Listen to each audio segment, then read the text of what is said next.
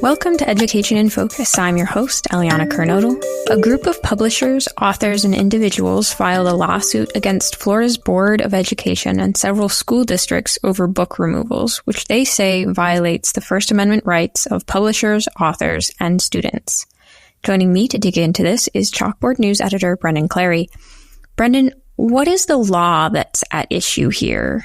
The law is called House Bill 1069. That's kind of the parlance for it. But essentially, it prohibited classroom instruction on sexual orientation or gender identity from occurring in pre-kindergarten through grade 8.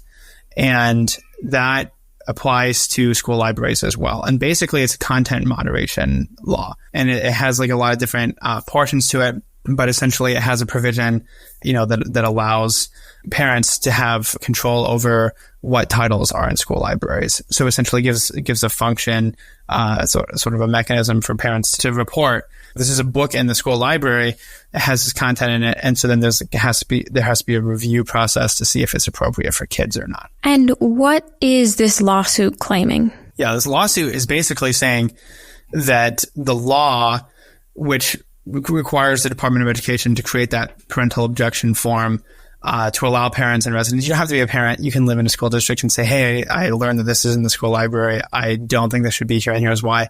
That this basically violates the First Amendment for these publishers. Like this says that books have been removed and that it violates the rights of publishers, authors, and students. So it has all of those included in the lawsuit. There are publishers, major publishers, I think all of the major publishers, and several well-known authors, and some students as well, who are saying that we're having our educational opportunities denied because of this provision in the law.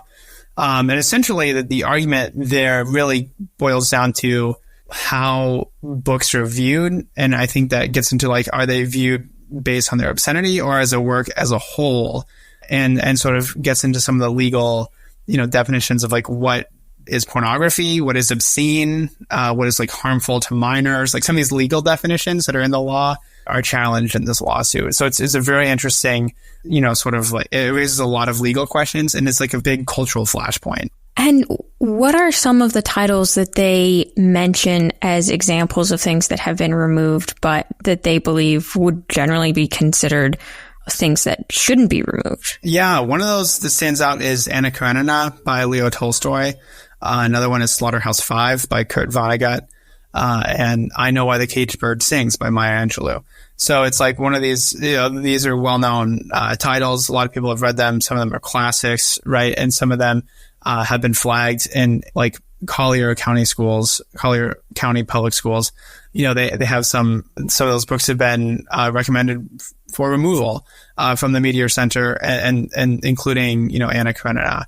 So it's one of those. I think there are some other titles as well. Some from Stephen King, different kinds of Invisible Man by Ralph Ellison. Again, some of these classics have been removed from school libraries. The lawsuit alleges, and you can see evidence of that at different public schools in Florida. And how has Florida, the State Board of Education, responded to some of these arguments so far? Yeah, that's a great question. I reached out and said, what is the state's sort of response to this lawsuit?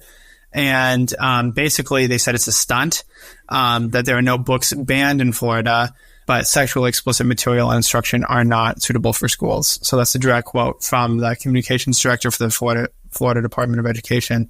Essentially, I think that the line is from those on the more right side of this debate is that, that we're not banning books. We're just removing them from school libraries.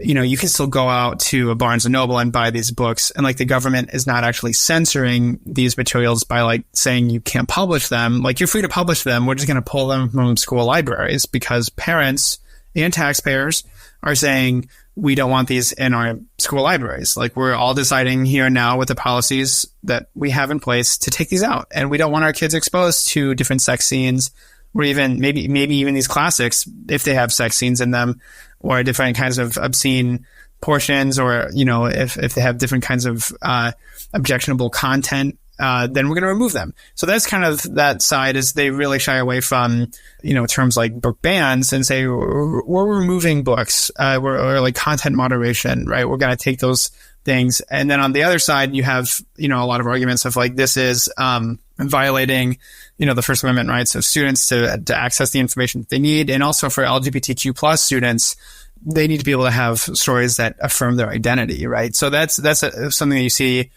from more on the left side of this. If you're kind of breaking it down into that spectrum, not that everybody falls on those lines, but I think that that's often sort of kind of what you hear in maybe like a boardroom, is you have people saying, "Oh, I'm for this, we're for removals, and this is why." And then, people saying, "I'm against this because we're sort of having the minority or even majority saying we're going to remove these books because we don't agree with the content that's in them, but like you shouldn't be able to do that because it's erasing these identities," or those kinds of arguments. Well, and Anna Karenina, that's sort of an interesting example. I feel like most people wouldn't consider that pornographic.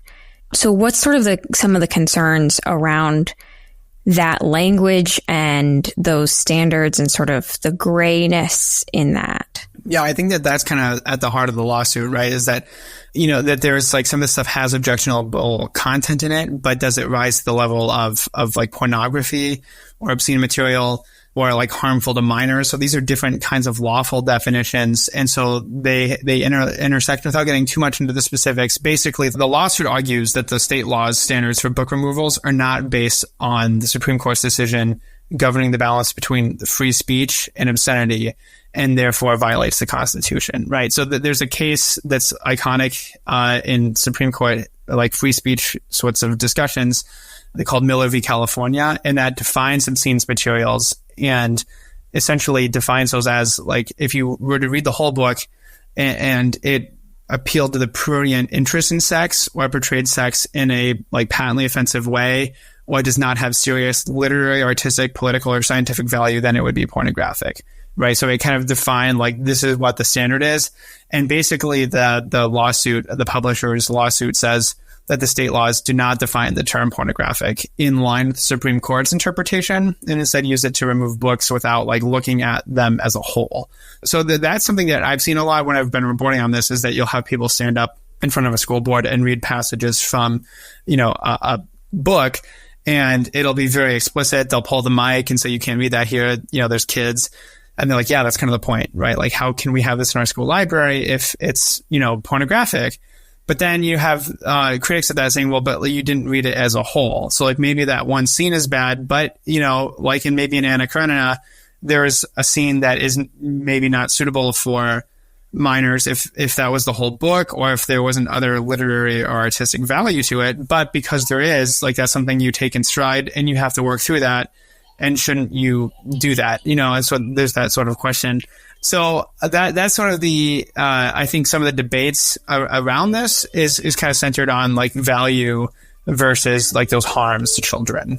Well, Brendan, this is a topic we've discussed many times, and it's an issue that continues to come up in schools and legislatures around the country. I'm sure we will continue to follow it, and listeners can keep up with those stories at chalkboardnews.com.